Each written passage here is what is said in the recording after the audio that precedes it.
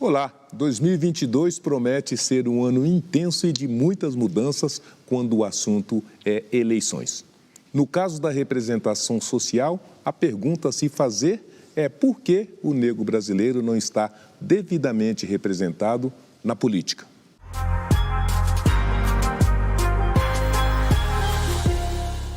Para conversar com a gente, temos aqui no estúdio a professora doutora Eunice Prudente, professora da Faculdade de Direito do Lago São Francisco, ex-secretária de Justiça do Estado de São Paulo e atual secretária de Justiça do município de São Paulo. E o ex-ministro da Justiça, da Defesa, o ex-presidente do Tribunal Superior Eleitoral, Nelson Jobim. Obrigado pela presença, doutora Eunice Prudente. Seja muito bem-vindo, ministro Nelson Jobim. Antes de começarmos a falar de eleições e representação do negro no Congresso, gostaria de chamar a atenção do público para alguns números. Na Câmara dos Deputados, dos 513 parlamentares, 24% são negros. E no Senado Federal, dos 81 senadores, 4% são negros. Ou seja, uma verdadeira exclusão da participação do negro na vida política nacional. Ministro Jobim, por que é que nós temos essa distorção, essa defasagem, essa não presença do negro no sistema político brasileiro? Olha, tem que olhar o problema dos estímulos. O nosso sistema eleitoral faz a distribuição das vagas na Câmara dos Deputados por estados. Sim. E aí, quando há uma votação no estado, a eleição, soma-se todos os votos válidos e divide-se pelo número de vagas correspondentes ao estado. Aí você tem aquilo que chamamos de quociente eleitoral. No entanto, o partido que receber mais votos vai conquistar mais vagas. Estão eleitos os primeiros mais votados do partido correspondente ao número. Se elegeu 17, são os 17 primeiros da legenda. Então, você observa o seguinte: como o eleitor vota no candidato, na tradição nossa, e não vota em partido, aí nós temos um problema.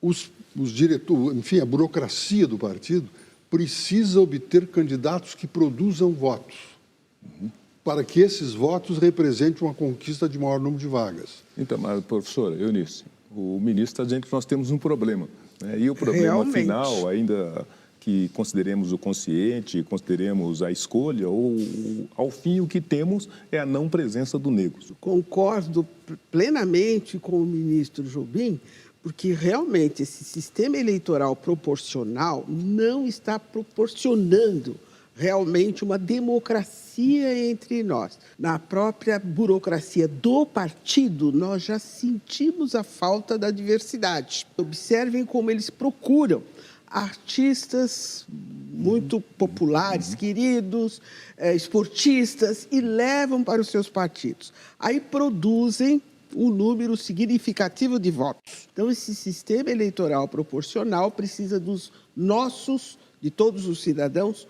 olhos críticos. Essa criticidade também não precisaria ser, não só dos partidos, mas até dos olhares do próprio regime, né? Nós estamos dizendo que a nossa democracia está distorcida e que os negros, pelos mais variados motivos, não chegam e não participam da decisão nacional. Como é que a gente resolve? Negros que chegaram à Câmara, por exemplo, eles não chegaram porque eram negros. Sim. Eles chegaram porque tinham algum prestígio em algum lugar, em alguma situação. Inclusive, como disse a professora, quando você vai procurar um artista, porque o artista colhe votos para a legenda do partido, se ele for negro, ele não está sendo escolhido porque é negro, ele está sendo escolhido porque é um artista que colhe votos para o partido. Ou seja, não tem estímulos para esse tipo de coisa. Nós temos que alterar o sistema eleitoral, porque se não alterar o sistema eleitoral, nós vamos continuar repetindo a mesma coisa que você anunciou agora. E lembrando bem que nós estamos num caminho do crescimento da preocupação em relação ao problema do negro. Sim. E aí você tem uma série de políticas alternativas, ou melhor, uma série de políticas afirmativas que levam a trazer o negro para junto à sociedade. Mas você tem um problema sério. Agora, professor Eunice Prudente, tem um trabalho para ser feito por todos nós brasileiros, mas é óbvio que a não presença do negro ela produz, né, um rosário de malefícios e danos até para a democracia, até para a república, para a sociedade como um todo. Como é que esse tipo de discussão precisaria ser conduzida, sobretudo no nosso Congresso? Bom, valorizar mais a informação, a educação, a transparência, ter também um olhar crítico sobre o financiamento das campanhas. E nós, os negros, integramos as famílias trabalhadoras, as famílias pobres desta república. Então, muito difícil obter o tal financiamento. E uma das questões é justamente essa. Ao final, se são 56% dos brasileiros, por que os negros não elegem, os 56% dos brasileiros? Será que existe qualquer tipo de preconceito, alguma restrição? Vamos ver o que o povo diz nas ruas. Não me sinto representado na política. Falta isso, uma representação preta, né? Mas eu votaria em um candidato negro. Eu acredito que como uma mulher negra ainda tem muito a ser feito. Muito pouco o número que a gente está vendo lá dentro. São poucos, né? Que inclusive são subrepresentados atualmente. Então eu não votei em uma pessoa negra em específico, porque eu acho que tem poucas pessoas. Eu votaria sim em candidatos pretos. Não tenho nada contra, se tiver eu voto. Eu votaria. Até mesmo para a gente poder dar continuidade, tanto em projetos como a própria cota racial. Quem é negro de verdade sabe a luta que é para estar presente em todas as causas sociais e que para a gente é um pouco difícil, mas é necessária aquela luta. Pois é, nós temos aí uma convergência. A grande maioria acha que precisa ter a representatividade e acha também, que nós devemos votar nos negros. Mas o resultado, a resultabilidade disso até aqui nos apresentou esses números. Então, nós temos esse dilema, ministro Jobim. Como é que a gente resolve isso? O problema é que não tem oferta de candidato negro. Isso que é aquela população que as pessoas disseram que não votavam porque não conheciam, não sabiam, não tinha. Não tem. Agora, eu creio que se nós fizéssemos uma alteração do sistema político e desaparecêssemos o voto unipessoal, ou seja, você votar no candidato, para você votar numa lista de partidos, você poderia estabelecer nesta lista uma cota. É uma opinião respeitável, Sim. Mas é que os próprios partidos não detêm essa confiabilidade pelo povo, e não por acaso. É pelo comportamento, pela própria atuação histórica dos partidos políticos no Brasil. Nesse momento, me chama a atenção um pensamento muito sério da pensadora Sueli Carneiro. Sim. Direita e esquerda, eu continuo sendo uma cidadã preta nesta sociedade.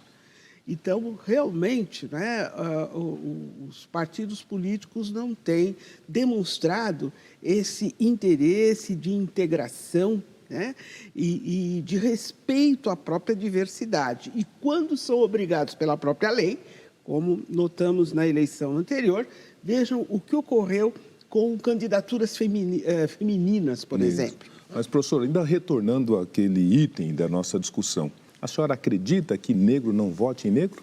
Acredito, sim, E por que devido que não à vota? questão da autoestima. A pessoa passou a vida inteira discriminado e sendo-lhe apresentado como heróis, quem na verdade não era, não é? Então, os heróis são brancos, são europeus. Então, não houve aqui nesse Brasil grande uma revolução de descolonização. Ainda temos um comportamento muito colonizado, portanto europeu, portanto branco. Então, as decolonialidades, como nos ambientes universitários se discute tanto, elas se fazem necessárias, sim. A senhora está falando da importância e da necessidade da autoestima. O ministro está dizendo que um dos caminhos seria aumentar a oferta de candidatos negros. Como é que a gente junta as duas coisas, ministro? Não são excludentes. Não são excludentes. Não são. Só eu acho que para ter possibilidade de oferta de candidato negro no mercado eleitoral, você precisa ter um espaço obrigando os partidos a fazer, senão não vão fazer. A senhora concorda com isso, professora? Em parte, sim. Continuo acreditando muito numa transformação pela educação e pela informação. Em 10 anos, nós produzimos novas cabeças, novos cidadãos. Mas, para isso, é preciso, sim, investimento na informação, na transparência, na formação da cidadania. O que esperar das eleições de 2022 com as medidas afirmativas para a maior inclusão de candidatos negros na composição dos partidos e divisão dos orçamentos e tempo de mídia? Antes de sair para o intervalo, vamos ouvir a opinião do cantor e compositor Chico César sobre o papel do negro na política. Eu sinto que há pouca diversidade racial, uma representação do que é o Brasil, do que é a nossa gente. Há poucos indígenas, né? Há poucos negros, há poucas mulheres, né? Acho que o Brasil precisa se ver no Congresso. Eu sinto, inclusive, que houve um embranquecimento, né? A presença do homem branco nas posições de comando. Essa diversidade que existe no Brasil, ela é benéfica em todos os setores e ela precisa existir no lugar de fala que é o parlamento.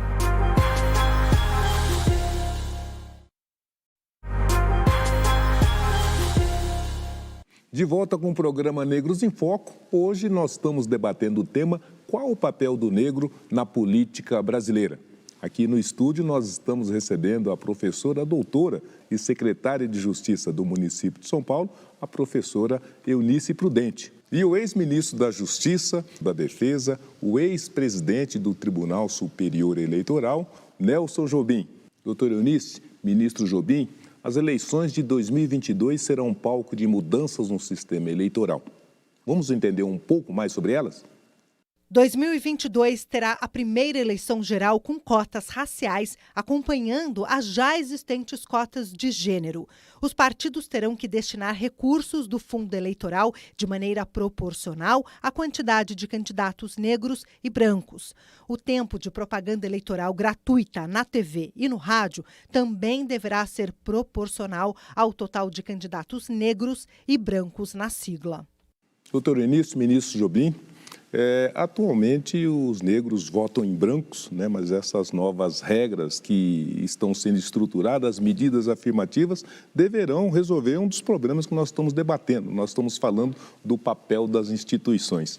E aí eu lembro, ministro Jobim, do papel, sobretudo, do Supremo Tribunal Federal nessas transformações que nós estamos vendo de ampliação da presença do negro na política. Nós nos lembramos que a primeira cota do nosso país foi assinada pelo presidente do Supremo, Marco Aurélio Melo, que naquela oportunidade instituiu 20% de cotas para negros nos cargos de jornalistas. Vimos também que o Supremo Tribunal Federal teve um papel decisivo na condução das cotas. Mesmo agora, o Tribunal Superior Eleitoral instituiu uma comissão de igualdade racial.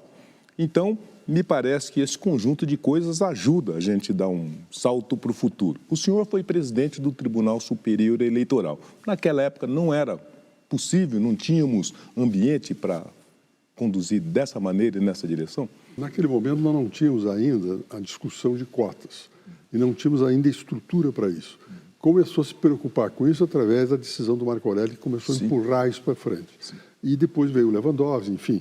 Agora, a situação eleitoral, nós precisamos fazer uma coisa incremental, ou seja, estabelecer que os partidos têm a obrigação de oferecer, de ter nas suas listas candidatos negros. Sim. Veja bem, brasileiro negro, sim, não negro brasileiro. Candidatos. Não, é porque para estabelecer que todos são iguais. Vai ser o primeiro momento, ou seja, a oferta de candidatos, vagas maiores nas listas, etc. Depois vem um outro momento, que é o momento do eleitoral. Aí vai depender da relação do candidato com o eleitor, já que o eleitor vota em candidato. Sim. E não vota em partido. Uhum. Então, vai ter que ser um trabalho muito forte da comunidade negra, inclusive, de apoio para esse setor, senão não vai avançar. Eu me recordo que essa medida que o ministro Jobim está citando, do ministro Edson Fachin, né, mas primeiramente do Lewandowski, que recebeu, do Edson Fachin, que recebeu, né, uma reclamação da então deputada Benedita da Silva, e por conta disso ele dividiu, né, as verbas partidárias para que atendesse mulheres negras e mulheres brancas. Isso foi uma primeira medida que, em seguida, agora o Congresso regulamentou. Então, a gente está aqui enfatizando, porque vocês estão dizendo que sem as instituições juntar-se nesse esforço, nós não vamos para lugar nenhum. Perfeito. Como é que a senhora acha que podemos, então, aprimorar e aprofundar? Essa comissão do TSE é importante? Eu chamaria a atenção, caríssimo, para uma estrada que foi asfaltada.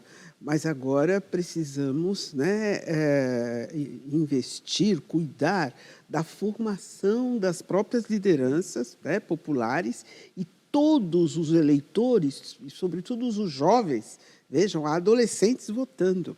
Então, todos precisam conhecer esta realidade para não acontecer de novo o que, infelizmente, alguns partidos já fizeram: descumprir a lei, desvirtuar as medidas especiais, as ações afirmativas. Aliás, quem faz a construção e mudanças de lei é o Congresso. O Congresso não instituiu cotas até hoje e o Congresso também não fez essa mudança. O que há? Qual é a dificuldade? O Congresso faz uma coisa, mas pensa outra? Aí, no caso, tem que haver pressão. Tem que ter pressão. E quem faz a pressão? As ruas?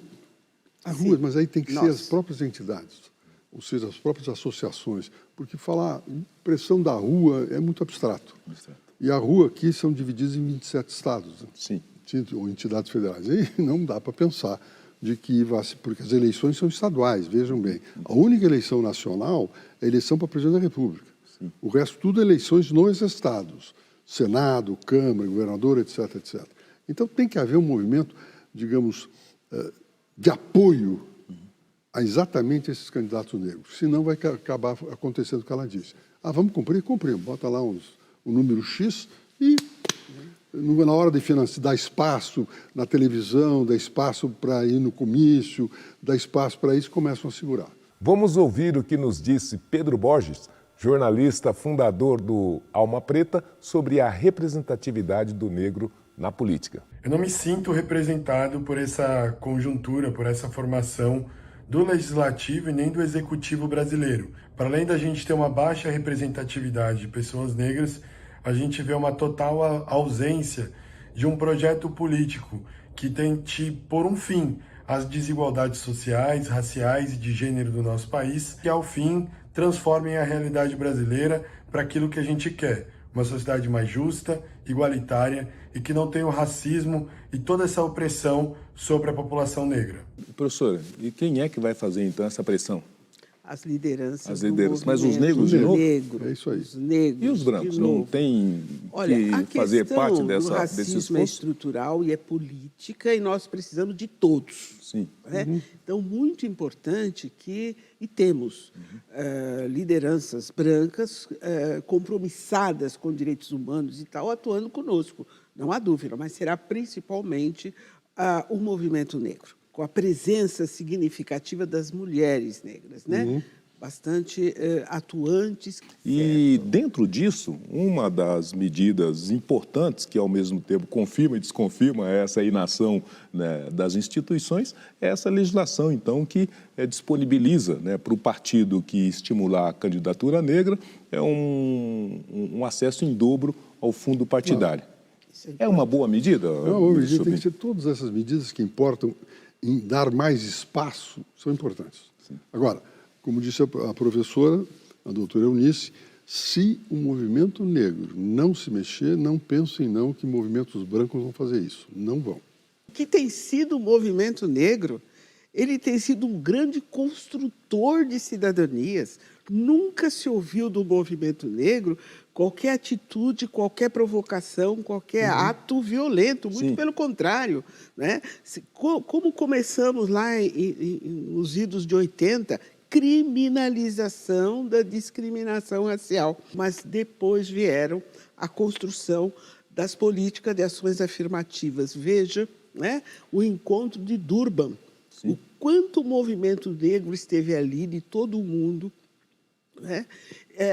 E o quanto os brasileiros estiveram ali com as suas propostas. Que propostas?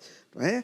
As medidas especiais, como dizia a ONU, as políticas de ações afirmativas na educação, na formação de pessoas. Então, o movimento negro vem construindo pacificamente, né? E paz não é passividade, muito pelo contrário, ele é muito ativo, mas ele vem pacificamente nos termos de um Estado democrático de direito para construir esse país. Então, mas é isso que nós estamos enfatizando, e é isso que nós estamos estabelecendo. Então não vai demorar uma geração, não. Agora vai ser bem mais rápido, tenho assim certeza. Não, mas precisamos de todos e precisamos entender que esse é um problema dos brasileiros, não é dos negros brasileiros, né? Como bem estamos estabelecendo. De toda maneira, ministro, pouco ou muito construímos alguns caminhos. E o que se coloca como desafio para todos nós agora, como é que a gente pavimenta essa estrada? Como é que a gente consolida essas poucas, mas importantíssimas medidas? Como é que fazemos isso, ministro?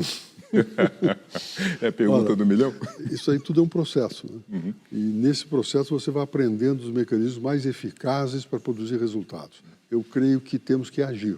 E no agir a gente constrói as soluções e os caminhos. Então, nesse caso, eu acho que tem que começar e vai se ajustando, inclusive com realidades distintas.